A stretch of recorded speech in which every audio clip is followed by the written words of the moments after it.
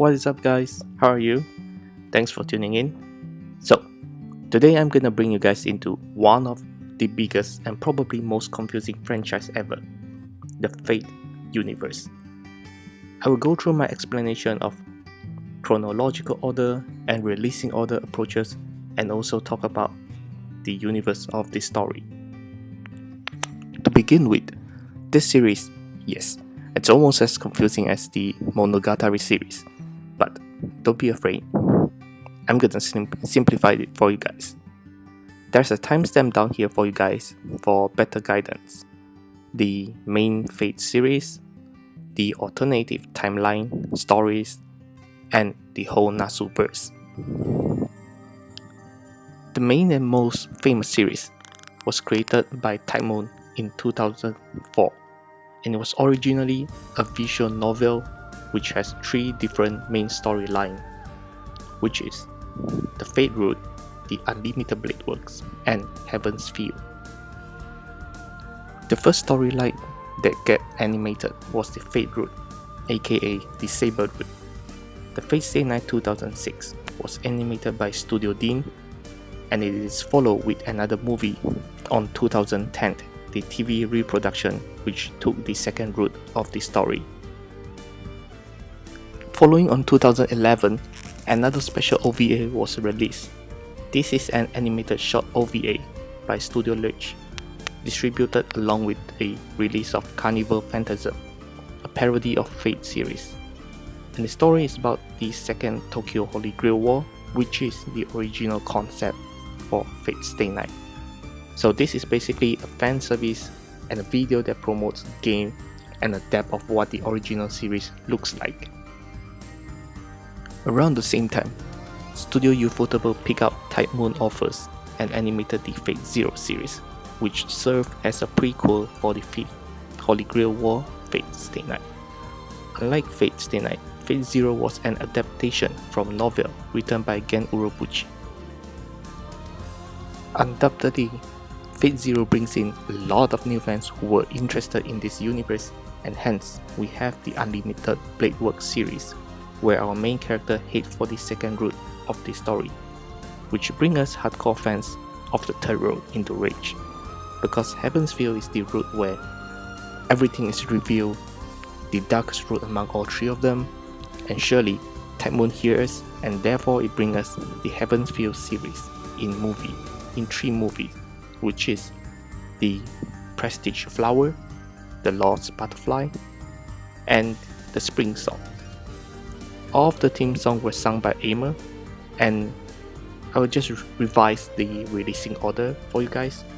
So, the releasing order goes from Fate 2006 to Fate Zero to Unlimited Blade Works and Heaven's Feel. Notice that I left Prototype series out because it served as a fan service instead of a main storyline. The chronological order will always bounce from Fate Zero, and then you can move on to whichever you want because they each show an alternative ending and storyline. So you can watch it this way, from Fate Zero to Fate Stay Night 2006, or Fate Zero to Unlimited Blade Works, or Fate Zero to Heaven's Feel. So to sum it up, the whole series, the whole Nasuverse, it's all about magicians who search for roots of the true magic. In Fate series, the magician took the approaches of summoning the Holy Grail and the Battle of Severance to seek for the roots.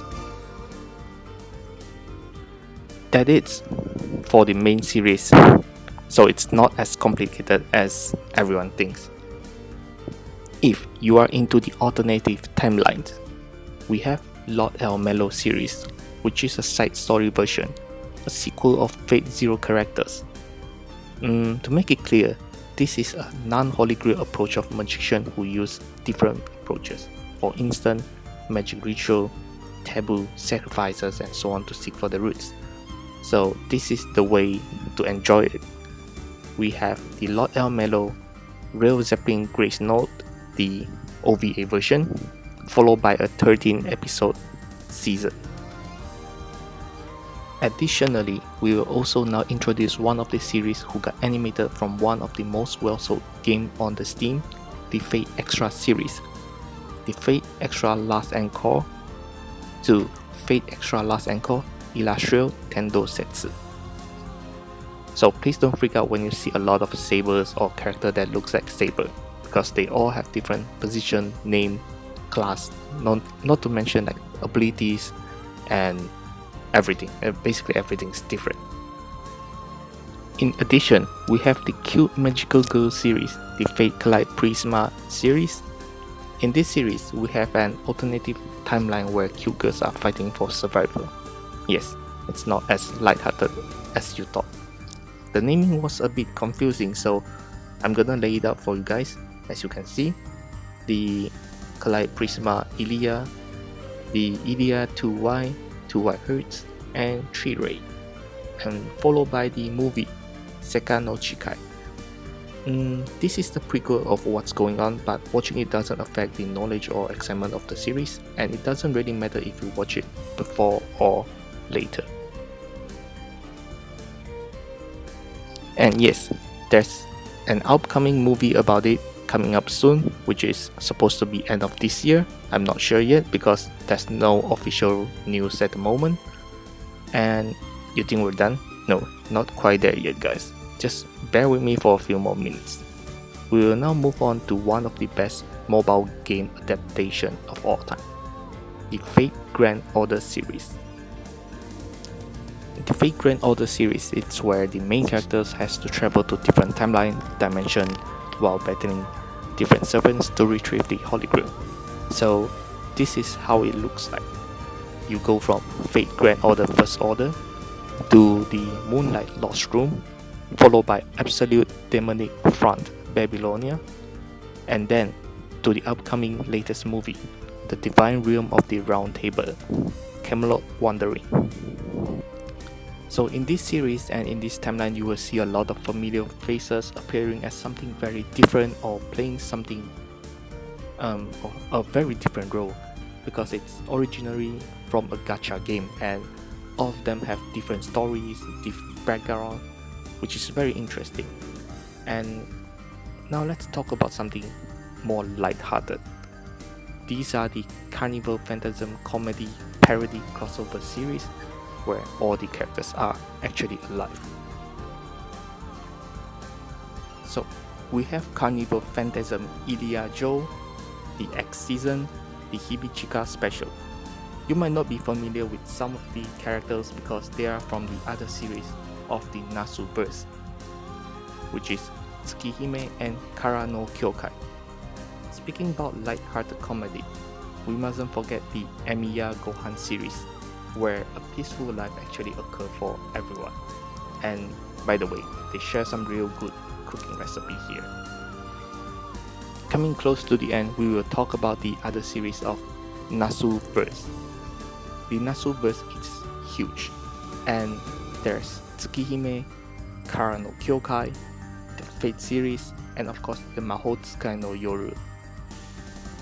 The Tsukihime adaptation got a lot of hate for some reason, but consider the amount of episodes they were given to animate, I would say they tried their best to do the best they could.